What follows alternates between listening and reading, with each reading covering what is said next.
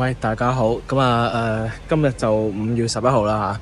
吓，我而家咧就唔喺曼谷嘅，我而家咧就喺芭提雅再落啲啦，就喺呢個 Chonburi 嘅 Banthery 吓，我成日過嚟嘅，因為我都諗住搬過嚟噶啦。尋日咧就喺呢一個曼谷啦，落咗好大雨啦。其實咧喺 Chonburi 呢邊咧，其實都有好大雨，但係就大雨嘅程度係點樣呢？成個曼谷咧都水浸。其實咧呢啲事咧就經常好發生嘅啦，即係一年咧都有3、幾次嘅。就究竟咧去到咩程度咧？大家一齊睇下片就知道啦。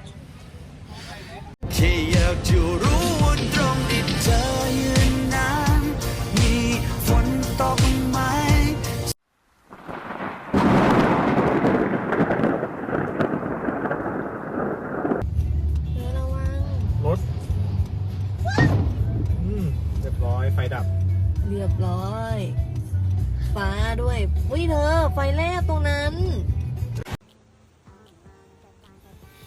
好啦，從呢一段片開始啦，我就用呢一個嘅 VO 啦，喺背後去講説話啦，等大家可以一邊睇到上面嘅畫面，我就可以一邊可以喺度講嘢。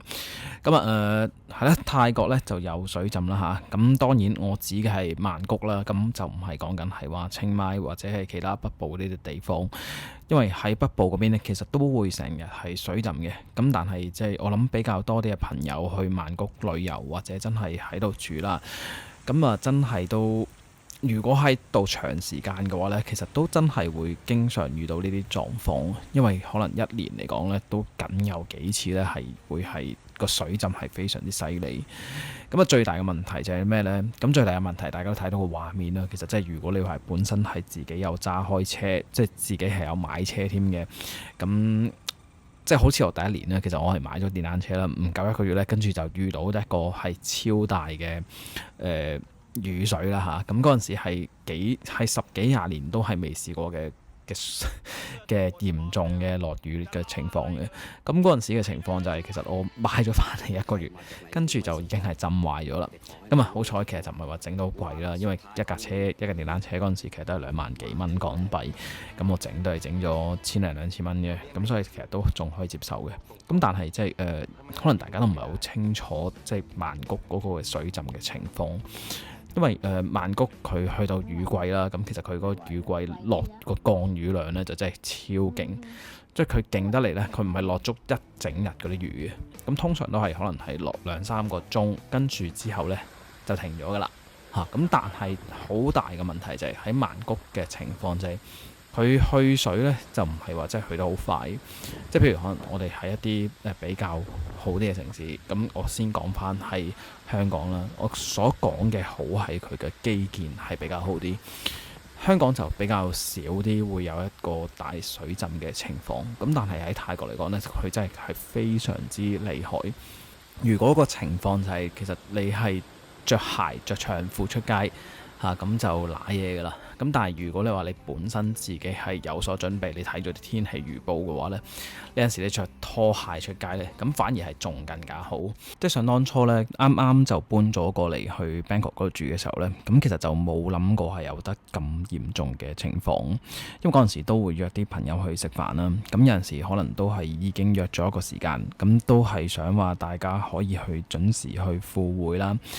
但係出到門口嘅時候呢，其實就真係咧好狼狽。個狼狽嘅程度係咩呢？即係你完全係唔可以再揾路去走啊！即係你係逼住要翻屋企嚇，咁或者係翻酒店，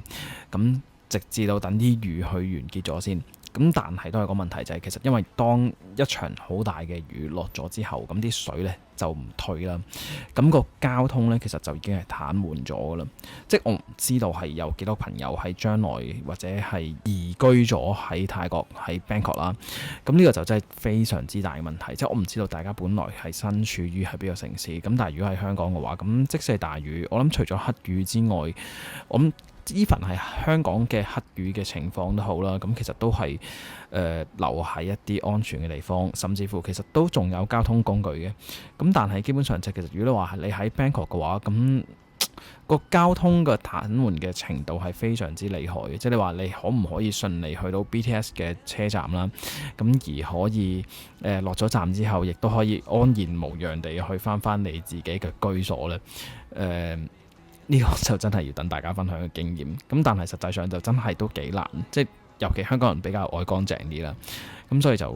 可能浸濕咗對腳啊，或者唔係好想去濕身啊。其實基本上咧就真係冇乜可能嘅。咁所以就即係我都要奉勸大家一句，即係如果係有心係想去移居喺 Bangkok 嘅話呢，咁呢方面呢，就大家真係要有一個心理準備先至 OK。咁攞翻啲數據出嚟講啊，因為我就上網查過啲少少資料嘅，咁我唔講得太詳盡啦。咁啊純粹攞個重點出嚟講啦。咁因為咧，其實咧曼谷咧以前咧其實就俾人叫做東方威尼斯嘅。咁啊，因為佢嗰個地勢咧屬於係低洼地區啦，水路就多好多啦。咁啊，隨住個城市咧就現代化咧，咁曼谷咧同埋水之間嘅關係咧，由以前互相嘅依存咧，就變成咗互相對抗啊！咁2011年嗰陣時咧就發生過大水災，造成咧就超過800人死亡，咁啊經濟損失咧就高達450億美金。即係呢啲咧就除咗係佢嗰個自然災害之外咧，咁亦都影響咗國家經濟啦。咁啊個 GDP 咧都非常之受影響。即係我唔知道大家知唔知道泰國嘅唔同嘅府縣咧，北部、中部、東部啊，或者係南部咧，其實都有唔同嘅雨季嘅。咁以呢一個曼谷嚟講咧，其實而家係未到雨季嘅，即係而家係3月至5月咧係夏季嚟嘅咋。咁不過就因為呢幾輪咧係有個夏季風暴啦，咁所以咧個降雨量咧同埋嗰啲雷雨咧就比較多啲。咁所以咧佢都即係提早咗遇到呢啲問題。即係我唔知道大家知唔知道咧，其實原來咧係呢一個綠色和平啦，同埋世界銀行咧，咁已經係預測咗咧Bangkok 啦，曼谷2030年就會遇到一啲嘅強烈嘅沿海嘅洪水啊！咁有機會咧係淹沒咗曼谷咧就超過40%至到90% 嘅面積。即係我諗大家都有睇過一啲唔同嘅預言，咁其實都有講過，即係嚟緊曼谷可能遇到嘅狀況。咁呢樣嘢其實就唔係純粹一啲預言上面嘅推敲，咁而係真真正正係有一啲嘅機構，其實佢哋都係有呢啲嘅推測。咁最主要其實因為本身佢嗰個嘅地勢問題啦，同埋即係本身佢自己嘅基建啦，佢嗰個排水系統啦，咁各樣嘢其實都已經係超出咗佢嗰個設施上面嘅負荷。咁所以呢啲情況基本上就好難去解決。所以泰國政府亦都有考慮過，就將呢個首都曼谷咧，就唔再繼續喺曼谷啦，即係呢個首都唔繼續設置喺曼谷啦。咁有考慮過係一啲唔同嘅地點，譬如係可辣啦，咁另外係北柳府啦，咁另外仲有其他唔同嘅地區，咁亦都有諗過係搬過去。咁但係呢樣嘢，即係講唔講切咧，大佬，即係你講緊你話假設即係2030年嚟緊啦，5年之後。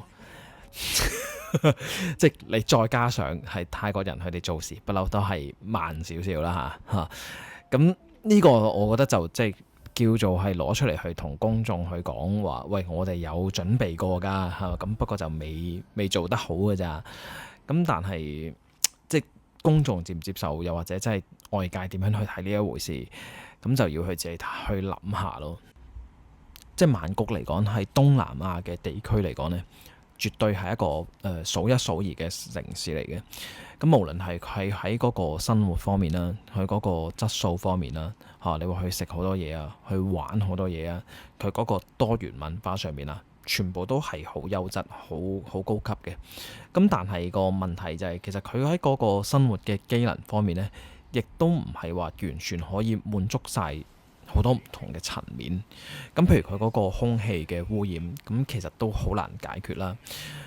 所以泰國政府嚟緊喺9月，亦都喺嗰個 BTS 上邊去推行個措施，就係所有嘅票價都係嚟緊會推行20泰銖。未完全係落實嘅，咁但係都差唔多噶啦。原意就係話想少啲人去揸車啦，咁多啲人去乘坐一啲嘅公共交通，令到佢嗰個汽車嘅廢氣排放係更加少。咁我覺得係 OK 嘅，但個問題就係夠唔夠呢？係咪可以再做得更加好呢？硬係有一啲好似到喉唔到肺嘅感覺嘅。即係喺曼谷呢，其實就仲有好多嘢可以攞出嚟講嘅。譬如啲路啦，馬路啦、行人路啦嚇，你想揾一條可以完完整整唔會有爛嘅路可以俾你行到呢，就真係好難嘅。即係當初我啱啱搬到嚟嘅時候呢，咁其實都會落去街跑步啦。咁試有跑過幾次啊，即係因為啲路呢就唔好平坦啦，咁撲街撲過幾次，咁啊電話都跌爛咗啦。咁所以到從此之後，淨係留翻喺 gym room 嗰度跑步嘅。嗱，今集呢，我唔係主要呢係攞嚟去唱衰泰國啊，唔係要去黑泰國啊。咁啊只不過真係有少少感慨嘅。咁啊順帶即係其實本身係諗住俾啲落雨嘅畫面嚟大家睇下啦，即係睇下喂，屌原來喺曼谷雨季嚟到，或者真係有嚴重嘅水災嘅時候，究竟係點樣嘅情況？咁啊不過有少少感慨就係哇〜又發生呢啲嘢，咁啊同時間即係其實我都喺度再揾緊屋嘅時候，咁啊分享多啲，即係唔知大家點睇啦，咁亦都唔知道大家有冇經歷過啦。即係如果你哋大家係有經歷過嘅，又或者真係都想了解多啲嘅，咁其實都可以去喺個留言嗰度分享下，同埋即係我真係體驗過嘅。我喺片尾嘅時候，我留翻我2年幾之前3年嘅，其實應該係嗰陣時拍低嘅嗰一條片。咁買咗嘅電單車真係嗰陣時係浸壞嘅咁大家可以睇下當其時嘅情況係點樣。咁唔係會淨係大家聽我講咁喂，好似都喺度有啲嘢齋吹嘅啫，即係唔係，即係我真係經歷過。咁係咯，大家可以睇下啦，即係呢啲唔係純粹新聞上面可以報道出嚟，咁而係真真正正係泰國人所面對緊嘅生活。咁當然泰國人佢哋比較樂天啲，比較隨性啲，佢哋都可以融入到好多唔同嘅環境。但係自己嘅性格係咪一樣係可以完全融入到呢一種嘅情況呢？我諗人係需要一啲歷練嘅。咁如果係真係可以修行到有泰國人呢一種嘅樂觀嘅自在嘅天性嘅話，咁我覺得真係做人一定會開心好多。